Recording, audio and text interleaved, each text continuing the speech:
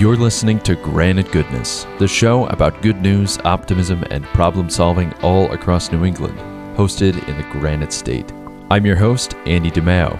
This conversation is from the 2026 New Hampshire Coastal Adaptation Summit, where we chatted with local experts Maeve Nolan of the Workforce Housing Coalition of the Greater Seacoast, Annie Cox of the Piscataqua Region Estuaries Partnership, Corey Riley of the Great Bay National Estuary and Research Reserve, and Brianna Hagan of the town of Hampton, about how they are helping people and wildlife in New Hampshire and beyond adapt to a changing coastline and climate.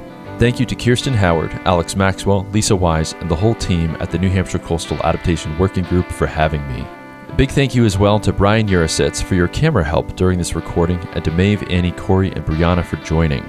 If you like the energy of a live show, we have another one coming up. Join us Wednesday evening, August 12th at the Bank of New Hampshire stage in Concord, where we'll be hearing from business leaders at Luke's Lobster, W.S. Badger, Treeline Outfitters, and the Hannah Grimes Center for Entrepreneurship, all about how they do well by doing good in partnership with our friends at New Hampshire Businesses for Social Responsibility. Enjoy the episode and hope to see you there. For those of you who don't know, just to reiterate, I'm Andy. I'm a professional optimist. What does that mean? I run a media brand that is devoted to finding optimistic stories that are not fluffy nonsense. We don't do stories of cats getting rescued in trees. We don't do dogs on surfboards. We only share stories that are substantive and optimistic and locally oriented to New Hampshire and New England. I describe this as being granite and good. So imagine my joy when I was asked to come and moderate a discussion of these four wonderful people who I'm so glad to share the stage with. In 30 seconds or less, I would love, and there we go, I'm sorry, that's what we're here to do. Love your pink socks, by the way. And we can talk about my wife later. Maybe that will come up. They used to work together. Why do you each care about this? Give us the 30-second, there's a lot of former coworkers of mine in this room, they're already regretting having me here. How did you all find your way into this? And why do you care about this work in 30 seconds or less, Annie? Okay, well, I think I found my way into sort of the natural world through my father, who took me for walks in the woods and just going down to across a couple properties where I grew up, down a field to the Damariscotta River estuary, and just kind of skipping rocks and hanging out. And it just instilled a love of nature and wanting to serve it in some capacity. Brianna? I feel deeply rooted to my community, the people and the spaces there.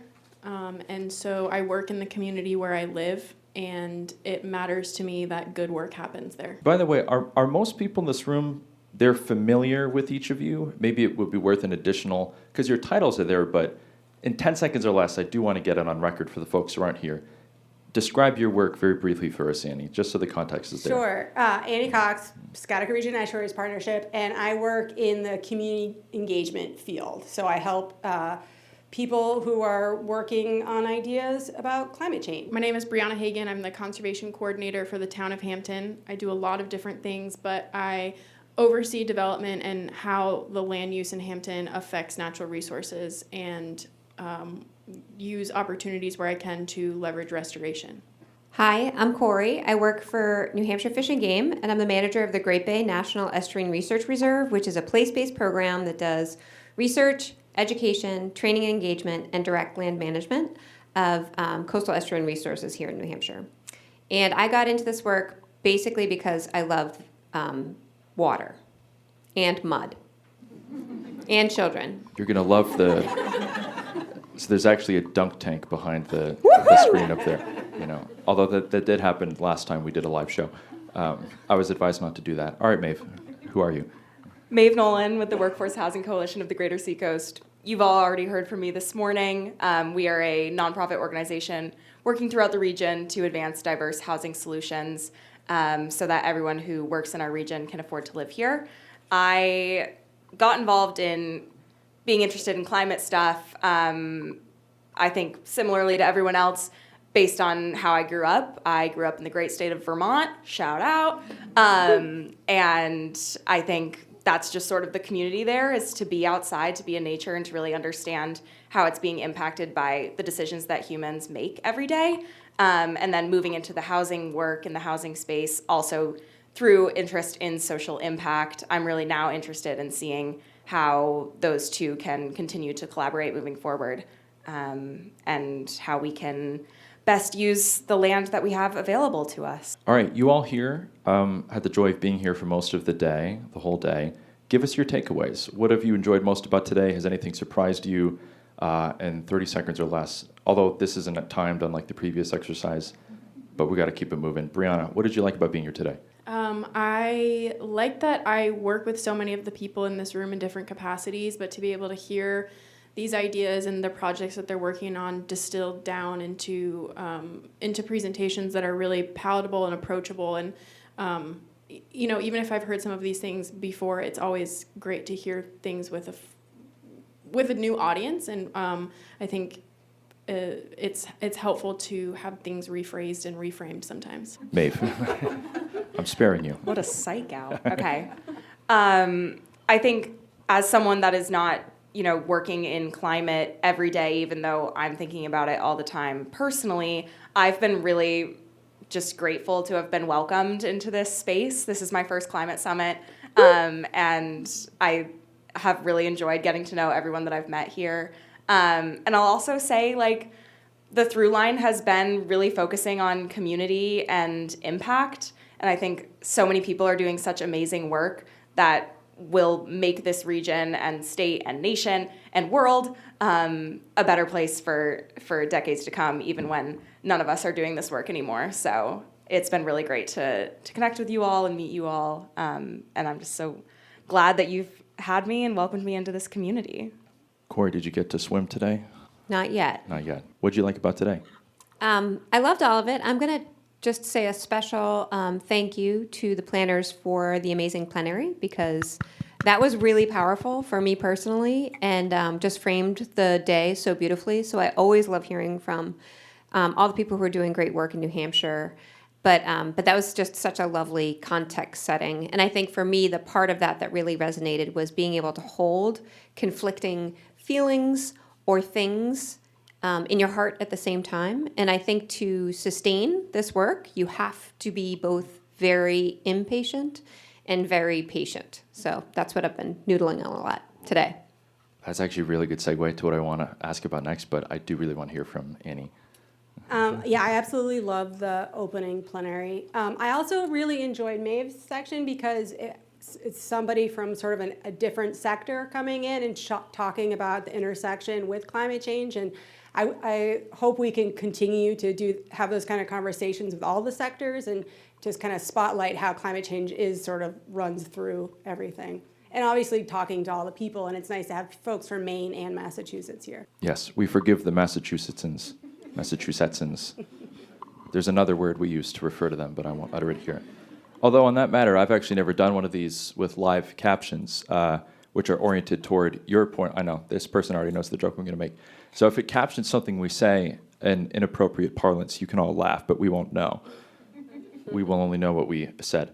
Okay, in the spirit of patience and impatience, and this is kind of a belabored question, so I wrote it down and I really want to get it right, but it is true. I'm often making this case for optimism to people, in terms of the media or energy, all these different issues that you can look at and be frustrated by and say, man, why aren't we doing more faster, right? But I actually do rely on this metaphor of seawalls and living shorelines a lot. And I actually learned that from my wife who used to work in the coastal adaptation space. She taught me about this, the fact that a seawall is strongest on the day that it is installed and weakens over time. And a living shoreline, you could say, is weakest in an antithetical sense on the day that it is installed, but it strengthens over time, right? So I think of this as kind of analogous to our relationship to news and bad news, right? Bad news is sudden and dramatic, whereas a lot of good news and progress tends to be slow and irregular and gradual. So I think that the media news cycles are kind of collectively bad at educating us about current living shorelines, right, to use that metaphor. Think of them as projects or ideas from years past that have quietly appreciated into something useful today. So in that spirit, I really want to hear from each of you what, quote, living shorelines, real or metaphorical, are being planted today that this room should know about, or other existing long-term successes that deserve more attention, Maeve. Yeah, a long question. Just a cool thing that, got developed and is happening now or is in development. That's all. Yeah, totally. But I couldn't not. I mean, we're here. I say it all the time, but I'm here with the right crowd. No, these people actually get it. They It's actually great. get it. Yeah. Yeah, I think for me, in terms of things that are getting planted today, people are recognizing this as an issue. And by this, I mean the housing shortage, the housing supply crisis, if you will, in ways that they have never done before. Polling is showing that roughly 80% of New Hampshireites, Granite Staters, are recognizing this as a problem. It's affecting the way that people are voting. It's affecting the way that people are showing up in their own communities. And even though that might be in pretty small ways right now, or some municipalities are advancing at faster rates than others because of one or two local community leaders that are showing up and deciding to take on this issue, I really see that as one seed that is going to blossom over time. And I know I've said this earlier, but the idea that we can now bring in other perspectives as well into this space, instead of just hearing from, it's great to hear from a developer of housing, but it totally makes sense that a developer of housing would like to see more housing built, ideally by them. Bringing in people with a climate background or a social justice background or anything that really adds to the narrative further and can bring more people into this larger coalition, I see that as a really promising opportunity moving forward. Corey, chime in for us. What did that answer stir for you, and what long-term things have got you jazzed? Yeah, I'm jazzed because in the prep call for this, they were basically like, well, you're kind of the old timer. And so I'm I didn't leaning use into that that. language. I'm leaning Most into that experienced. because I'm going to say caw. I know there are a few of you here, but can I see a show of hands of anybody who was at the first or the second caw climate summit? Yeah. There's a few people in the room, right, who were there then. And at that time, what CAW was doing was really trying to raise awareness that this is happening. And we really want people in New Hampshire to pay attention to it. Now, I will say that the people who were leading CAW at the time were kind of doing it almost under the cover of darkness in their state agency role. It was sort of like this rogue collaboration between a few municipalities, some agency folks, and university folks. And what this organization has developed into is like such a beautiful thing because it's so aimed at practical solutions. And that goes back to what Todd talked about when he spoke this morning, is that it's this quiet, practical, sustained dedication to incorporating good science and sincere community input into creating a better future for coastal New Hampshire. And I mean, I just think it's really like the best metaphor for the living shoreline because I feel like this community is really thriving and is very strong now. I can't wait to repeat what you just said to so many people. It's the ultimate metaphor. Oh, I didn't really. Thank you very much. I mean, she's the one who likes water. We don't have to share this. It's okay. Brianna, what's going on? I think a really great example of this in Hampton is what you heard from Jen earlier this morning about the persistence of people caring about an issue, being affected by an issue, and raising their voice about that issue, and then the town's ability to respond to that. So this issue that Jen spoke about this morning took about 30 years, and our turnaround time is getting faster, and those relationships that we've established with our residents are getting stronger. That trust is being built.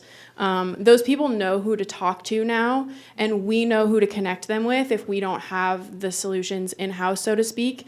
And so it was a very slow process, I think, building that trust to begin with, because for a lot of different reasons, but one of those big reasons was there was a huge gap in the capacity to actually respond to those issues and the concerns up front. And organizations like CAW and the power that's built behind that, like Corey just talked about, is one of the reasons that we now have more capacity, we have more knowledge, and we have more resources that we can respond to these concerns. And our residents are seeing that, are becoming more aware of it, and are more available and open to have these conversations with us and trust our ability to respond to them. I like that answer very much, and if I can chime in for a moment, I want to share why, right?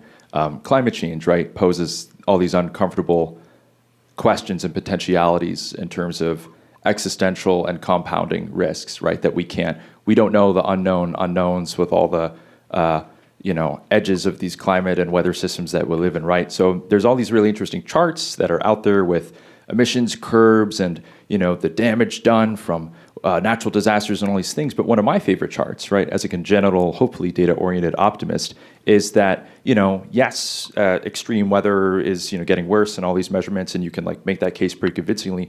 But the number of people who are either hurt or who die every year from extreme weather events in a lot of measures is we've gotten much better at that, right, over time, which is not necessarily what you would expect if all you knew about was, oh my gosh, a lot of this stuff is getting worse and more intense all the time, right?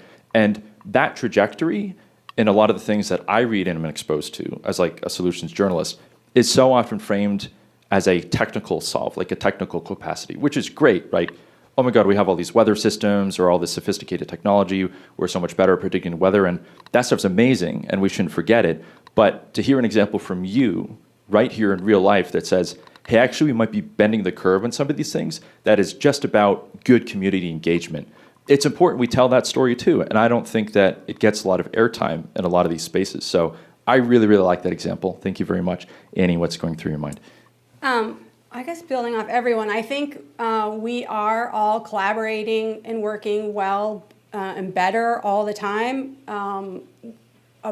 Confusing, complicated infrastructure project I'm working on with the town of Kittery and the Southern Maine Planning Development Commission and Department of Transportation and the Portsmouth Naval Shipyard and the Wells National Estuarine Research Reserve is just looking at tidal road crossings and how they're going to adapt to flood inundation and climate change. But the framework we're based off is called Maine Coastwise, which is based off of work that was done in New Hampshire. And it's kind of nice that we're all able to just take what works well in for one state or one community and take what's good and run with it from there. Now that I've gotten to know each of you a little bit, I can tell that this is a positively but opinionated group. Sometimes this question lands, sometimes it doesn't, but it's one of my favorite ones to ask always. If you have an example to share, I would love to hear from each of you if you hold an opinion or a point of view that could be considered unusual relative to your peers in your line of work, contrarian even, right? It respectfully doesn't have to be super crazy, it doesn't have to be super aggressive, but you all have a really unique point of view and you touch these different spaces. I want to hear from you, the person. What's something that you think about or feel that some of your colleagues might think is strange or unusual? If you don't have an answer, that's okay. It's an unusual question. No, I think I have an answer. Okay. I think my maybe controversial opinion, although in this room, maybe it's not so much. It's a safe space. I think that dead ends and challenges and the really scary, difficult, solutionless conversations are the most important and the most productive. I'm not saying I look forward to them all the time, but I do think that is the moment right before the really good thing happens, and the creative thinking and the out-of-the-box thinking brings you to the next step that leads to something. And so, yeah, I think the challenges and the dead ends are a really important part of this work, and I look forward to the people that I'm in the room with when those happen. I'm going to ask you later if you're an optimist, but I feel like that's kind of an optimistic answer, so you're doing my job for me. Maeve, I kind of want to hear you respond to that, because housing is an absolute that it's, for most people, it's there or it's not, right? So how do you feel about Brianna's answer in terms of challenges and the roadblocks, are the opportunity, et cetera, et cetera? Do you think that? Yeah, I think I agree to most of it. I would say I'm definitely focused on trying to solve those problems, but I would say, and maybe this is spoiling your next question a little bit, but I would say I'm definitely a realist and try to be very practical.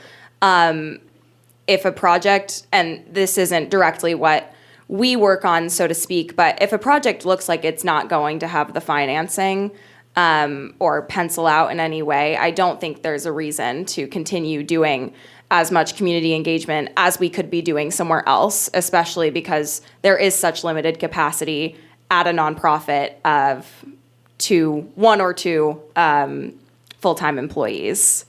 I would also, going back a little bit to what Brianna was saying about community engagement and getting so much better at that over time, I am definitely seeing that. Even though I've been in this position for less than a year, I've seen it even over that time frame get a lot better. I think municipalities are really focused on engaging with their residents in a way that I find to be really inspiring. I think in terms of controversial takes, perhaps, a lot of people don't want to hear it from the people in the room that are showing up to every meeting to oppose any type of development, aren't interested in having that conversation. What I take out of those conversations a lot of the time, even though I probably don't agree with them, is that they care a lot about their community. And I think it's really worth listening to them, even if I don't think that their vision for their community is founded in a current reality or what the future might look like. But I hear a lot of times people saying, oh, just don't listen to them, cut them off, whatever. And from my work and sitting through countless planning board meetings, town council meetings, which are probably not the most fun way to spend my evenings, I have found that it's really, really important to hear what those people are saying, especially because these are people that have often lived in those communities for a really long time and have a lot of wisdom to share. Is being on the Granite Goodness podcast more or less fun than those meetings? Marginally? Well, it's not done yet. So I understand. Wait and see. Ask me again at the end. Okay. But This is good to know. so far, better. Okay. But marginally better. Marginally better. When you were referring to the upcoming question, were you thinking of the big money one or the referenced optimism one, which actually isn't on the sheet? I was going with the "Are you an optimist?" one. Okay, because there's a So, big money one I'm in not there. going to spoil anything. There may be hitherto questions not disclosed to you that may come up organically, so keep that in mind. Keep me on my toes. Corey, I know. What's going on? You have such nice shoes. So I think this is your controversial statement, right? So I think that in society right now, we're leaving bold decisions to other people because we're being cautious and we're listening, which we should be listening, but we should also be doing bold things. And we are not doing that as people who work in public service enough. We feel like it's not our role. Whose role is it, if it's not the people in this room, to do something bold for the Seacoast? So we're not bold enough. Everything you say is a banger. I'm sorry. I just have to say that. I'm gunning for your job. Yeah, I love it. No, come, please. Please, I know, we need you more. Annie, please share. It's like my hot take is, yeah, You I got pink think socks on. I was at the National Adaptation Forum last week, I think, in Pittsburgh, pretty cool city, and you get like after the third day, you're like, okay, there's like too much information, I can't take anything in, and I was like, you know what? I think all it just boils down to is like, you just need to know 5 neighbors. If you know 5 neighbors and you know 5 neighbors, like we're all gonna be okay. Like you don't have to be besties or like have Cheerios in the morning, but like if you can feel comfortable enough to knock on their door and be like, hey, are you okay? Or hey, I need help, then I think humanity will be okay. Brianna, what would you say about that? Because that kind of dovetails on your answer around community engagement. Would you agree with that? 100%. Yeah, and a really specific example in Hampton, and I live in an area where it floods, and the fact that I know some neighbors who live half a mile up the road and their property doesn't flood, I can move my car there and walk back to my house and have my car safe. And that is such an easy solution for me in my life, and dozens, maybe hundreds of people in Hampton don't have that, but that could eliminate like policy questions that we're having in Hampton about how to solve this kind of problem. So 100%. Well, speaking to that question, and you had mentioned a moment ago a kind of perspective of triage and limited resources, right? I kind of want to invert that question for a moment because, there's versions of this that people get asked all the time that I think are more boring or less instructive, right? We could just ask, what is your strategic view long term of all the things that you work in, right? But I'd rather just ask, like, if you had $50 million, like, what would you do with it, right? Because that often unveils, what is a money roadblock? Like, what's a question of resources, and what can you not force with resources, right? I think community engagement, I think, is one of those things that falls adjacent to that category, right? Resources certainly help, but trust is immeasurable, right? You have it or you don't, and all these, different ways of articulating that you experience in your day-to-day lives, I imagine your work. So if you all had an oodle pile of money in your world and you had to invest it here, what would you do with it, Annie? I would actually give it to the New Hampshire Charitable Foundation and ask them. You are kiss ass. I mean, I would say put it in the Great Bay 2030 Fund. Is the new executive director listening? The new president CEO? No, I think She might listen to this. So. There's some good social infrastructure already in place. We have smart people like Corey on the steering committee. I would obviously make more work groups, like a social resilience one, maybe a futurism one, and I'd expand the geography to include Maine and some of Massachusetts. Okay, fine. But I think people are tackling wicked issues, and it's not. There's no like silver bullet. It just is messy and it's hard, and we already have people like working on it, and we just have to continue to like get better at doing it and involve more people. I see what you've done, Corey. You assign people to kiss ass for you, which is a very clever. I do the same thing. There are several plants in this audience right now who didn't even register to be here today. They're just here to encourage laughter as a contagion in the audience. But Corey, seriously, what's going on? Yeah, so I would need more than $50 million. But I have two. Can I have two? Yeah. All right, so one, because I've thought about this, money. and some people in the room have heard like me talk about this. But like one of them is I think that we need a buffer easement program where you pay private citizens to take care of the area that's near the edge of the water. I really feel like the era of like lots of tiny little regulations that get variances sometimes and are like really annoying to private landowners is not the way of the future. It's causing a lot of strong resistance to any kind of government. We're not seen as partners. So I think we have to do something to flip that script and having like really well-resourced programs where you sincerely partner with private landowners on the edge of our estuaries and oceans and rivers would be huge. So that's one. But the other thing is the part that would be really more expensive, and I want to move everybody off of all barrier beaches and make them all sort of like RV parks kind of with a ton of like, public access, but let's restore them. Let them move where they want to move. I don't want to keep people away from them, but there is a way to do that if we were like a little more creative. And you pay the people who have these huge houses tons of money to leave. So you need a ton of money to make this work. But if we had lots and lots and lots of money, there is so much money in this country right now and in the world, we could be doing other things with it. For the audience, we are going to do a little Q&A section in a hot minute. So if you have questions, be thinking of them now, just to warm you up. Brianna. Well, Corey stole my answer because I would emphasize the importance of a relocation program and a really thoughtfully done relocation program. And I think that would involve I work for the government, and so, I work for the government and I've come to help you doesn't work for a lot of people. So taking this a step back and having an intermediary assist with that movement, I think is really a really critical piece to making that successful.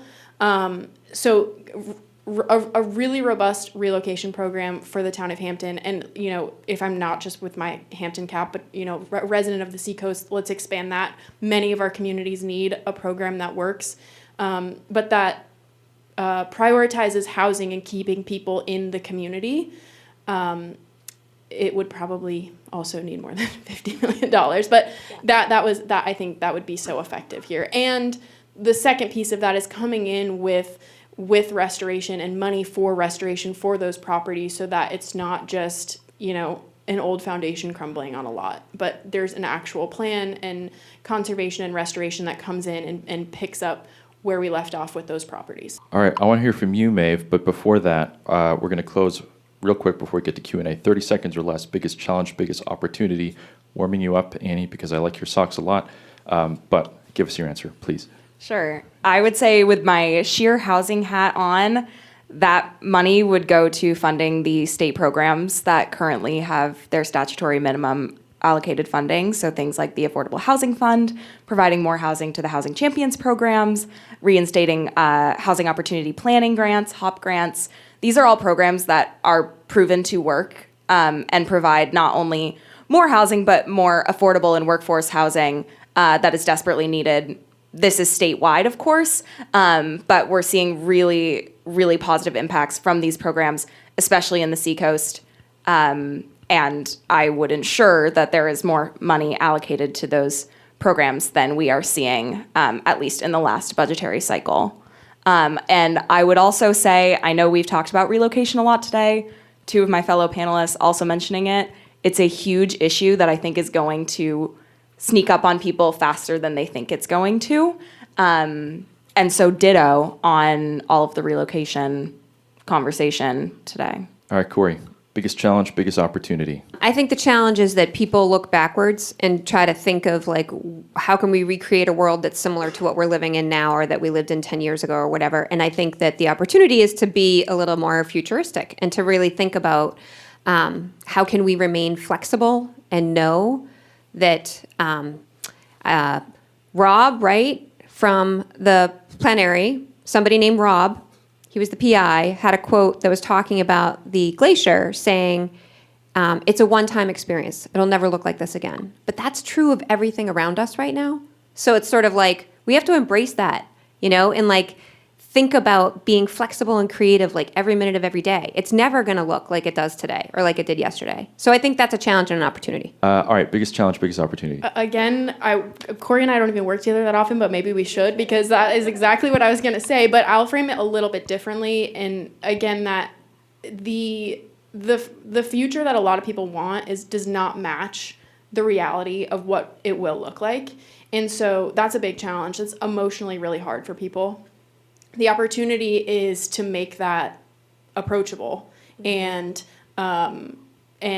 show our communities that we have a plan and that we know what is out there for opportunities and for restoration and for solutions, and that we have networks of people working on it and inviting people into that work with us. Challenge would be sort of this general feeling like we're waiting for Superman or woman to come and help us out. She's seated next to me.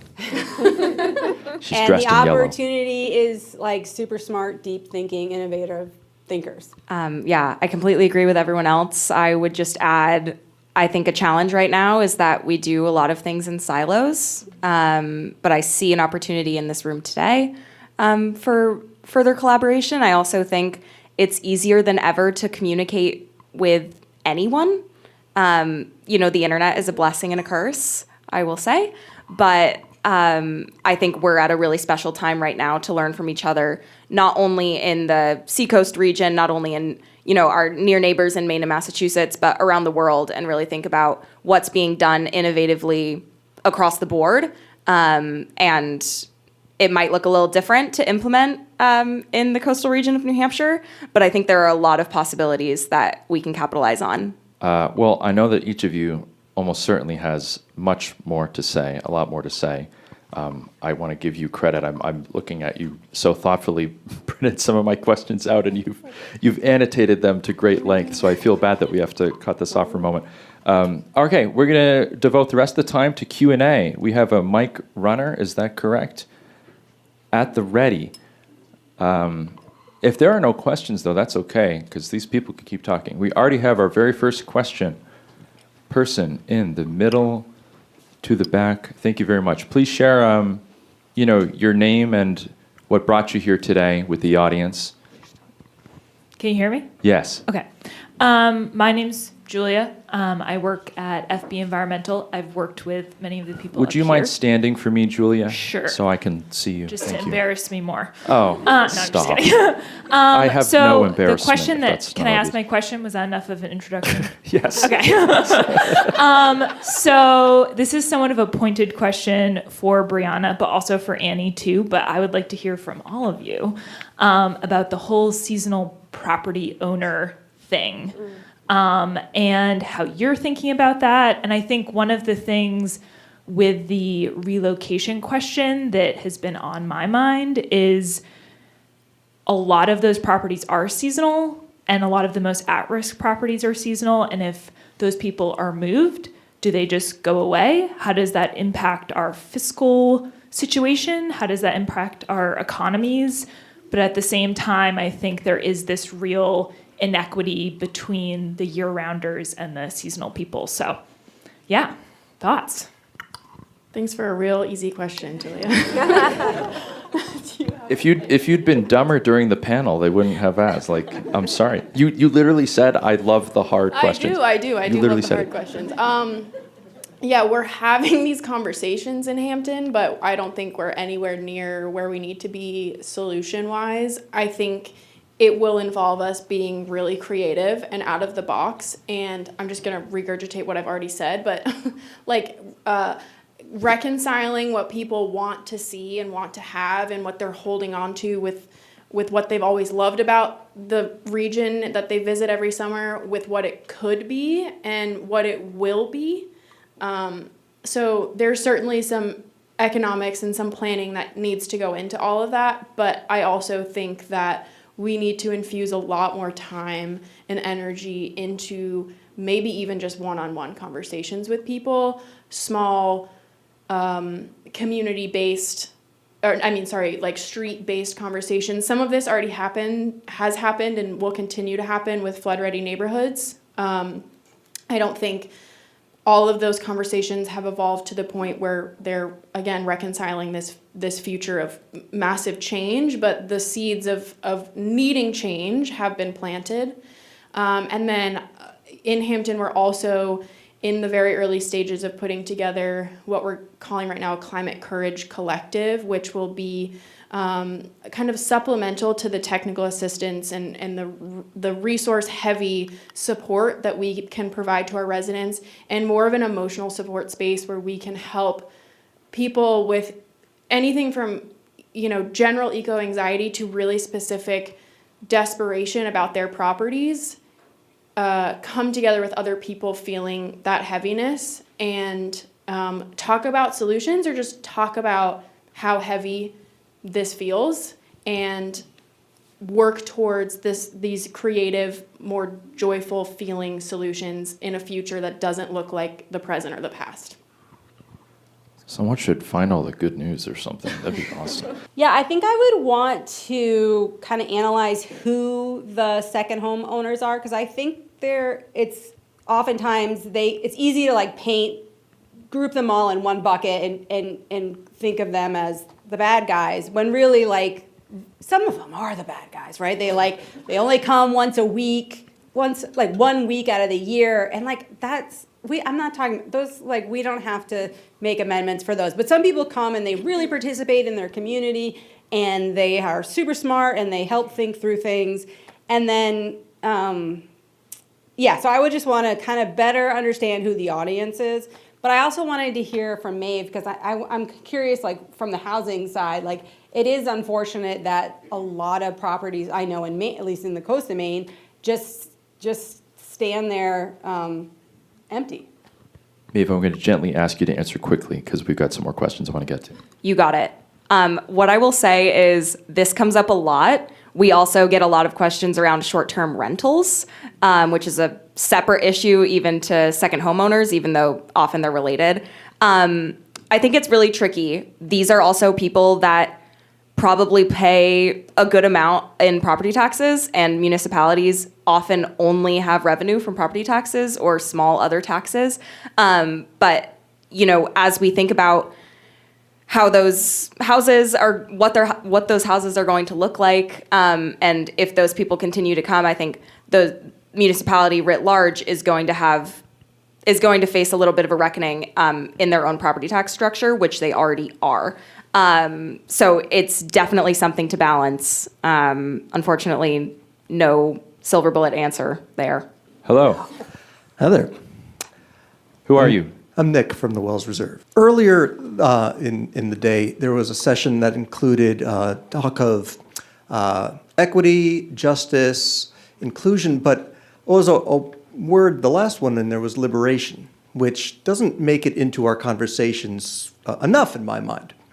And with your coastal hats on, when you hear the word liberation, what's that mean to you when it comes to coastal living and existence? Liberation. I'll just say that when Nick stood up, Annie and I looked at each other and we're like, oh no. You were looking at me, and I was like, I don't even know this guy. It was a great question. I'll take a stab. So if you're a poli-sci major, you know that there are these different perspectives on liberty. You know, is liberty your individual right to do whatever you want, or is liberty something where everybody gets a chance to get what they want, right? And I think it's interesting in environmental context because a lot of people would say that they are trying to liberate the natural world. So I think it's a really interesting question when it comes to like liberation and what are we liberating. And what I would hope we could do is that we could find a space where we can be flexible enough for a lot of people to have access to the coastal resources that we are in this room to protect. And so for me, in like this particular context, it's really about like multiple users, people from different communities. It's not like wall-to-wall huge houses on the beach or blocking people out of the coast. I think it all goes back to giving nature space so that more people can access it and that it can do its thing and be free to be different next year than it is this year. What she said. For the first time, I have a different perspective on this, I think. I agree with what you said, but I would also add that I think there's an element, too, of folks who live and want to visit coastal areas and feel safe and know how to do that in a way where they're not negatively affecting the environment or contributing to things that would, and also can live safely in or near it. Yep. And there's some harmony there in that system. I don't even think I have much to add. That's I would fine. just say, thinking about the people that historically have had better access to nature, I believe access to nature is a human right alongside housing being a human right. And I think making sure that these spaces are inclusive, and again, people feeling safe to use these spaces, especially in a place like New Hampshire that has a very specific demographic makeup, really making sure that there's spaces for everyone, regardless of background, to enjoy the nature and know how to use it responsibly. Do you have someone, Rebecca? Because we have a gentleman up here in the front. Oh, you, okay. You're one of my plants. You can't ask Yeah, questions. my question's actually directed at you, Andy, and you'll tell people it's just because I want to be on the Oh, podcast. okay. But He's not actually a plant, for the record. But So- we're parasocial friends from LinkedIn. I can't wait to hear my voice on Spotify. So I want to know, as a professional people person, you go around, you talk to people. That's what you do. What do you think the idea is outside of this type of space and sector about coastal climate resiliency or climate change in general? Are people talking about it the same way that we are? Do they have an optimism towards it? What are people saying? What do you think? Wow. That's I'm going to try and do that justice with brevity because I'm more interested in what these folks have to say. I guess I would say what I'm observing lately as someone who, before doing this, if you're curious, my whole career was in the environmental space. I studied conservation after being an engineer for a little bit. I ended up studying conservation at UNH, did all these things in the environmental space. I've been a beekeeper. I've done local food. I've worked in sustainable finance, carbon accounting, climate policy, higher education, sustainability operations with Alex Maxwell over there formerly. But I think in terms of, climate rhetoric, I think we're in a really interesting moment. For better or for worse, there's a lot that is possible now and again, I try not to be a naive optimist, there's a lot of possibility out there. And I guess the simplest answer to what I would say, because I could go on forever about it, my professional opinion is that too often our expectations for the future are moored to our understanding and experience of the present, right? There are so many things that are true and good today that would have been considered radically great not so long ago, like not even really that long ago. And there's scientific examples of that. There's cultural examples of that. The laundry list goes on and on and on. There's many people around the world who document examples of this stuff, And when it comes to climate, again, we're afraid of these exponentially worsening things. There's lots of things that exist on a kind of parallel and positive trajectory where they're getting better faster than we expect them to. So it matters that we also have an awareness of things like that, because it helps create our awareness of what is literally possible. This has been discussed on this very panel. It's worth it to invest in a sense of futurism and open, blue sky spaces for communities to dream big and get to know each other about what they can do. So blah, blah, blah, blah, blah. If you're really curious about that, you can learn more about it on, Granite Goodness and all these different things. I probably didn't do justice to that question, but that is all the time that we have. And I regret it because that was a good question. I would have wanted to get into it more. All right. Thank you all very much. If you're curious about me, there's a couple stickers over there on the table. There's only 3 business cards for some reason. But let's give a big round of applause to our panelists.